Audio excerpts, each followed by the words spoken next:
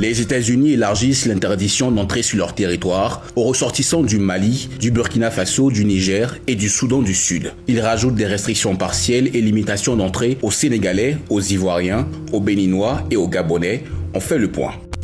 Ce mardi, Donald Trump a signé cette proclamation qui élargit et renforce les restrictions d'entrée imposées aux ressortissants de pays sur lesquels, je cite, « les États-Unis ne disposent pas d'informations suffisantes pour évaluer les risques qu'ils représentent, obtenir la coopération des gouvernements étrangers, faire respecter ces lois sur l'immigration et promouvoir d'autres objectifs importants en matière de politique étrangère, de sécurité nationale et de lutte contre le terrorisme. » En juin dernier, l'administration Trump avait déjà imposé des restrictions totales à ces pays africains jugés à haut risque. Le Tchad, la République du Congo, la Guinée équatoriale, l'Érythrée, la Libye, la Somalie et le Soudan. Vient donc s'ajouter à cette liste le Mali, le Burkina Faso, le Niger et le Soudan du Sud. Les ressortissants de la Sierra Leone, qui faisaient déjà face à des restrictions partielles, sont dorénavant totalement interdits d'entrer aux États-Unis. Cette nouvelle proclamation ajoute des restrictions partielles et des limitations d'entrée à 12 pays africains. L'Angola, le Bénin, le Gabon, la Gambie, le Malawi, la Mauritanie, le Nigeria, le Sénégal, la Tanzanie, la Zambie, le Zimbabwe et la Côte d'Ivoire. L'administration Trump prévoit cependant des exceptions. Pour les résidents permanents légaux, les titulaires de visas existants, certaines catégories de visas comme les athlètes et les diplomates et les personnes dont l'entrée sert les intérêts nationaux des États-Unis.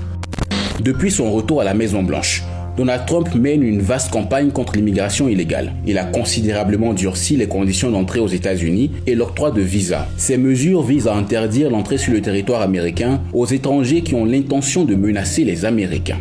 Sont aussi visés, selon la Maison-Blanche, les étrangers qui pourraient nuire à la culture, au gouvernement, aux institutions ou aux principes fondateurs des États-Unis.